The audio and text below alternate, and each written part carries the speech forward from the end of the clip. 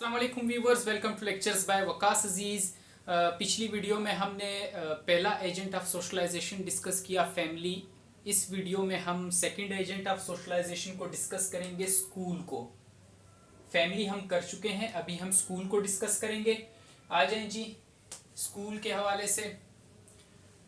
After family, family के बाद जब बच्चा पहली दफ़ा बाहर जाता है तो उसे स्कूल भेजा जाता है, ठीक। सेकेंडरी सोशलाइजेशन है स्कूल। फॉर्मल सोशलाइजेशन की कैटेगरी में आता है, ठीक।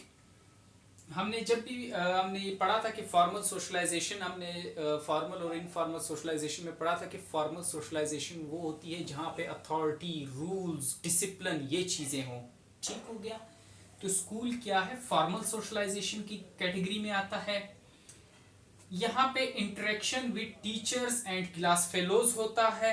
बच्चा जब स्कूल जाता है तो पहला इंटरेक्शन उसका जो आउटसाइडर, जो टीचर्स हैं, उनके साथ होता है, अदर देन फैमिली मेम्बर्स, ठीक।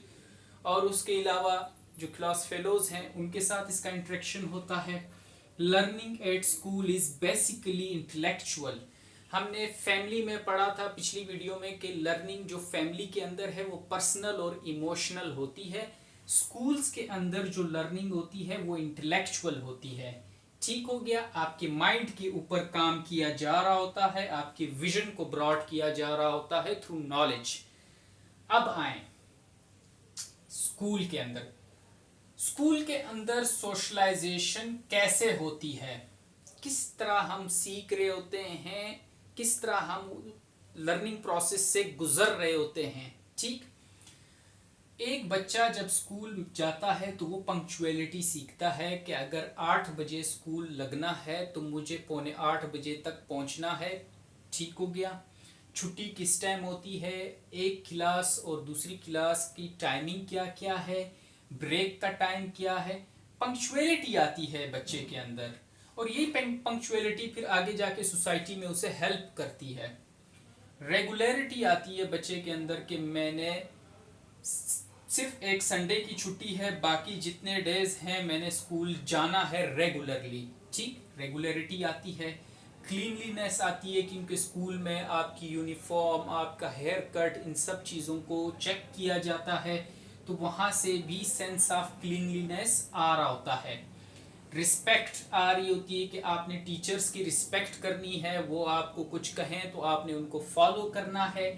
ओबीडियंस आती है, टीचर की आप रिस्पेक्ट करेंगे, वो आपको कुछ कहेंगे, आपको होमवर्क देंगे, आपको कहेंगे खामोश हो जाओ, तो आपने खामोश हो जाना है। दिस इज ओबीडियंस कि आप अपने टीचर को फॉलो कर रहे हैं। कंपटीशन आता है, बच्चे जब स्कूल में होते हैं तो ये चीज़ सिखाई, ये जो कंसेप्ट है कि एक बच्चा फर्स्ट आ गया, एक सेकंड आ गया, ये क्यों रखा गया है कि कंपटीशन आ जाए बच्चों के अंदर, उनको ये सेंस आ जाए कि हमने compete करना है। क्योंकि जब आप सोसाइटी में आगे चल के, आप जब यंग एज में या टीनेजर में हो या आप एडल्ट हो जाएं, जब आप सोसाइटी में खुल के आ जाते हैं अपनी प्रोफेशनल लाइफ में, तब आप कंपटीशन के थ्रू ही अपना नाम पैदा कर सकते हैं और सोसाइटी में अपनी एक स्टेटस पैदा कर सकते हैं। तो ये कंपटीशन का जो सेंस है ये बचपन में आपको स्कूल में सिखाया जा रहा होता है कि फर्स्ट आना है, सेकंड आना है, थर्ड आना है, ये कंपटीशन वहाँ पे सिखाया जा रहा होता है। आगे आए, सेंस ऑफ फॉर्मल ड्रेसिंग।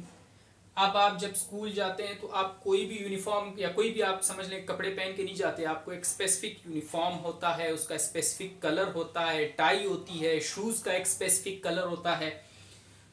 तो सेंस ऑफ फॉर्मल ड्रेसिंग भी आपकी स्कूल में आपको सिखाई जा रही होती है, और यही सेंस ऑफ फॉर्मल ड्रेसिंग आगे जाके सोसाइटी में आपकी हेल्प करती है जब आप किसी प्रोफेशन में जाते हैं, कॉलेज में जाते हैं, यूनिवर्सिटीज़ में जाते हैं। यहाँ पे आपने जो सेंस सीखा होता है वही आगे जाके आपको हेल्प कर रहा होता है। तो देखिए स्कूल के अंदर आप सोशलाइजेशन कैसे सीख रहे हैं कि आपने सोसाइटी में कैसे फिट होना है। आगे देखें, प्रैक्टिसिंग टीम वर्क। बच्चों को टीम वर्क दे दिया जाता है, टेबलो बनाओ, ड्रामे बनाओ, ठीक हो गया, छोटे छोटे फंक्शंस कराए जाते हैं, तो टीम वर्क दे दिया जाता है कि आपने ये करना है। फिर आपने देखा होगा, हम तो बड़े ट्रेडिशनल स्कूल से पढ़े हैं, तो हमारे वहाँ पे ये होता था कि एक दिन होता है कि आप लोगों ने सब ने आके सफाई करनी है, पूरे स्कूल की ग्राउंड की सफाई करनी है।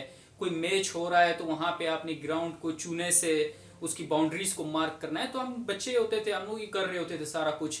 तो ये बच्चों को सिखाया जाता है टीम वर्क, ठीक हो गया।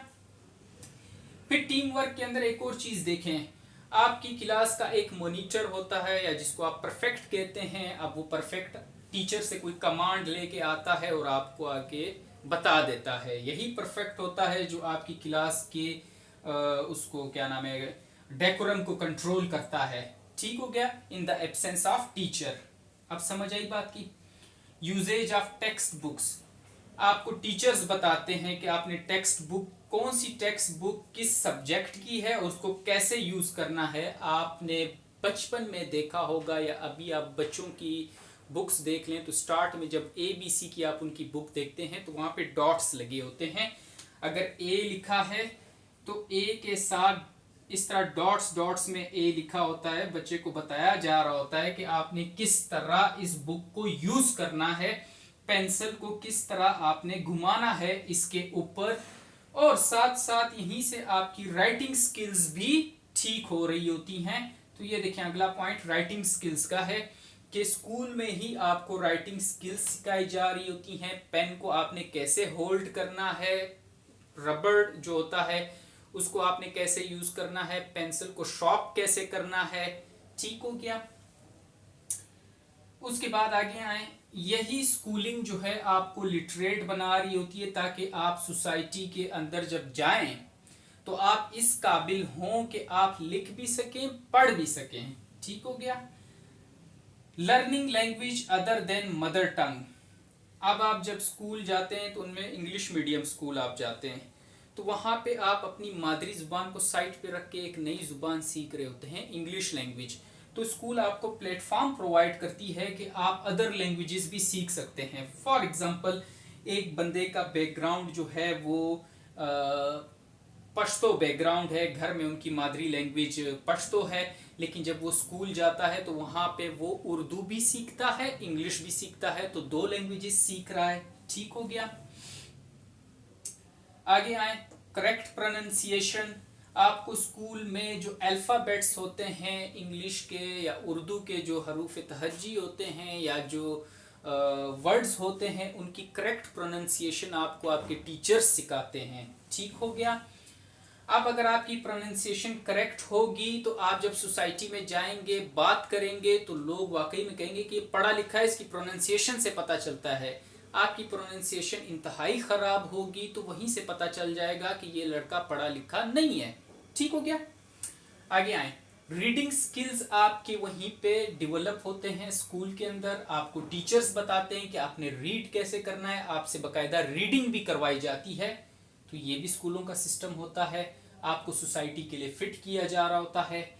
नॉलेज आपको प्रोवाइड किया जाता है, कोऑपरेशन होता है, टीचर स्टूडेंट के साथ करते हैं, स्टूडेंट्स आपस में एक दूसरे के साथ कोऑपरेट करते हैं। होमवर्क हो गया या किसी के पास शॉर्पनर नहीं है, आपने अपना शॉर्पनर उसको दे दिया, अगले दिन वो आपकी हेल्प करेगा। तो ये चीज़ें भी आप स्कूल में सीख रहे होते हैं। ओबेइंग रूल्स, रूल्स को ओबे करना ये आप स्कूल में सीख रहे होते हैं। अगर आप रूल्स को ओबे नहीं करते तो टीचर आपको पनिश करता है। अब यही चीज़ जब आगे आप सोसाइटी में आते हैं तो गवर्नमेंट के जो लॉज होते हैं उनको ओबे करना आपके लिए कोई नई चीज़ नहीं होती, आपने स्कूल में इसकी ट्रेनिंग कर ली होती है।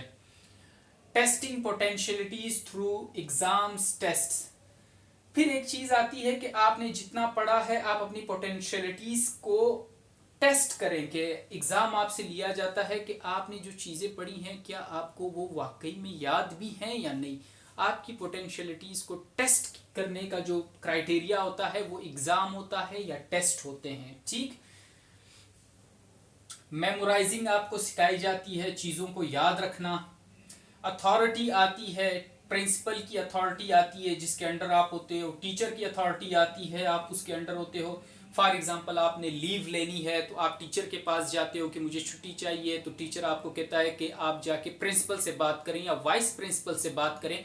तो आपको पता चलता है कि अथॉरिटीज़ के भी लेवल हैं, टीचर की इतनी अथॉरिटी नहीं कि वो मुझे छुट्टी दे सके, उसके लिए मुझे वाइस प्रिंसिपल के पास जाना पड़ेगा, ठीक हो गया। रिवार्ड पनिशमेंट का कंसेप्ट आता है, जाहिर बात है जब आप स्कूल्स में होते हैं तो आप देखते हैं कि अगर कोई बच्चा लेट आ रहा है तो उसको पनिश किया जाता है, अगर कोई बच्चा बिल्कुल टाइम का पाबंद है, अपना होमवर्क भी कंप्लीट करता है तो उसको रिवार्ड इस तरह दिया जाता है कि उसको क्लास का मॉनिटर बना दिया, या एनुअल फंक्शंस में उसे कोई गिफ्ट दे दिया जो टॉप करता है। ठीक, लर्निंग थ्रू ग्रुप एक्टिविटीज आप सीखते हैं। ग्रुप एक्टिविटीज के थ्रू एनुअल डिनर्स होते हैं आपके स्कूल्स में, इसलिए होते हैं कि ताकि बच्चों को एक सेंस दी जाए कि एक जो फॉर्मल गैदरिंग्स होती हैं वो कैसे होती हैं। फंक्शंस होते हैं, पिकनिक के लिए आपको लेके जाया जाता है कि आउट ऑफ द स्कूल भी आपकी एक्स्ट्रा करिकुलर एक्टिविटीज जिसको कहा जाता है उसमें भी आपको एक्सपर्ट बनाया जाता है। पेरेंट्स मीटिंग्स होती हैं, बच्चे को ये पता चलता है कि मेरे ऊपर चेक्स एंड बैलेंसेस हैं। ठीक हो गया। अब ये बात तो हुई स्कूल की, जब पहला फैमिली के बाद जो इंस्टीट्यूशन आता है जहां से हम सोशलाइजेशन सीख रहे होते हैं। बुक्स के अंदर स्कूल लिखा है, लेकिन अगर मैं ये कहूं कि यही चीज आगे जाके जब आप कॉलेज में एडमिशन लेते हैं तब आप यही चीजें सीख रहे होते हैं, थोड़ा सा एडवांस लेवल हो जाता है। उसके बाद कॉलेज ख़त्म करके आप किसी यूनिवर्सिटी में एडमिशन लेते हैं, वहाँ पे आप चीज़ें सीखते हैं, थोड़ा मज़ीद एडवांस लेवल हो जाता है। अब आप यूनिवर्सिटी में होते हैं, ये स्कूल कॉलेज ये तो अमूमन आपने देखा होगा इसमें एक सेग्रीगेशन होती है मेल फीमेल की, लेकिन जब आप यूनिवर्सिटी में जाते हैं और अगर को एजुकेशन सेटअप हो वहाँ पे, तो आप जब अपोजिट जेंडर्स मिलके जब आप पढ़ते हैं, आप क्लासरूम इन्वायरमेंट में होते हैं, आप इसी तरह यूनिवर्सिटी में कंपीट कर रहे होते हैं एक दूसरे के साथ, तो सबसे बेस्ट प्लेटफॉर्म होता है जहाँ पे आप अपोजिट जेंडर के साथ भी कंपीट कर रहे हो, उनके साथ भी आपका कोऑपरेशन का एक सिलसिला चल रहा हो। आगे जब आप कहीं प्रोफेशनल फील्ड में जाते हैं तो कई स्टूडेंट्स को देखा गया है कि अगर वहाँ पे इंटरव्यू लेने वाली कोई फीमेल बैठी है तो उसके सामने हेजिटेशन होती है, वो बात नहीं कर पा रहे होते। तो को एजुकेशन जो है वहाँ पे आप यूनिवर्सिटीज़ के अंदर ये चीज़ें डेवलप कर लेते हैं कि अगर मैं सोसाइटी के अंदर जाऊँगा, अगर मेरी किसी के साथ इंटरेक्शन होनी है और अगर वो आगे से अपोजिट जेंडर है मेरा, तो उसके साथ मैंने इंटरेक्शन कैसे करनी है, ये ट्रेनिंग आपकी यूनिवर्सिटी से हो जाती है को एजुकेशन सेटअप में। ठीक हो गया। फिर अदर एजुकेशनल सेटअप जो इंस्टीट्यूशंस हैं, मैंने लिख दिया, कहीं से आप डिप्लोमा कर रहे हैं, कोई टेक्निकल एजुकेशन का डिप्लोमा कर रहे हैं, जब वहाँ पे जाएंगे भी तो आपको ये चीज़ें नज़र आएंगी, पंक्चुअलिटी होगी, रूल्स होंगे, अथॉरिटी होगी। ठीक हो गया, यहाँ तक बात समझ आई। अब मैं इसको इरेज करके लिखूंगा कि गुड स्कूलिंग और बैड स्कूलिंग के क्या क्या इम्पैक्ट्स होते हैं, इसको नोट कर लें जी। तो आ जाएं, देखें स्कूलिंग अगर गुड स्कूलिंग हो या बैड स्कूलिंग हो तो क्या किस तरह ये बच्चे के ऊपर असर डालती है। गुड स्कूलिंग हो किस तरह सेंस में, गुड टीचर्स हो, एजुकेशनल इन्वायरमेंट हो, बच्चे के ऊपर चेक्स हों कि आपने अपना होमवर्क किया है, आपने एग्जाम में कितना स्कोर किया है, पेरेंट्स मीटिंग में बच्चे को बताया जाए कि आपके ये फॉल्ट्स हैं। ठीक हो गया। जब ये चीजें होंगी तो बच्चे कॉम्पिटेंट स्टूडेंट्स होंगे, good intellectual growth plus capabilities होंगी, और आगे अगर वो कहीं कॉलेज यूनिवर्सिटी में जाते हैं तो गुड एजुकेशनल परफॉर्मेंस होगा उनका, अच्छी तरह परफॉर्म करेंगे। इस तरह के बच्चे greater chances of performing effective role in society, इनके चांसेस ज्यादा होते हैं कि ये इफेक्टिव रोल परफॉर्म करें सोसाइटी के अंदर। अब आए अगर स्कूलिंग बैड हो जाए, इनकम्पिटेंट टीचर्स हो, नो एजुकेशनल इन्वायरमेंट हो, तो इस तरह के स्टूडेंट्स लेस कॉम्पिटेंट स्टूडेंट्स होंगे, लो इंटेलेक्चुअल ग्रोथ प्लस कैपेबिलिटीज होगी। और अगर यही बच्चे कॉलेज और यूनिवर्सिटीज में जाते हैं तो यहाँ से इसकी बेस ही खराब निकली, बैड स्कूलिंग हुई तो बैड एजुकेशनल परफॉर्मेंस होगी। बहुत मुश्किल से अगर कोई बच्चा, कुछ होते हैं स्टूडेंट्स जो कि स्कूलिंग अच्छी ना हुई हो लेकिन कॉलेज या यूनिवर्सिटीज में अच्छा परफॉर्म करते हैं, लेकिन उसके लिए वो डबल मेहनत करते हैं, पहले अपनी स्कूलिंग को भी अपने कॉलेज लाइफ में जाके ठीक कर रहे होते हैं, बेसिक चीजें सीख रहे होते हैं। तो देखें बैड एजुकेशनल परफॉर्मेंस हो जाएगी, less chances of performing effective role in society, तो इस तरह के बच्चों के बहुत कम चांसेस होंगे कि वो इफेक्टिव रोल परफॉर्म कर सके सोसाइटी के अंदर। ठीक हो गया। तो हमने फैमिली को एक वीडियो में किया, स्कूल को इस वीडियो में मैंने कर लिया। अब अगली वीडियो में पीर ग्रुप्स करूंगा, लेकिन डिस्क्रिप्शन में सबके लिंक में दे दूंगा। Thank you, Allah Hafiz.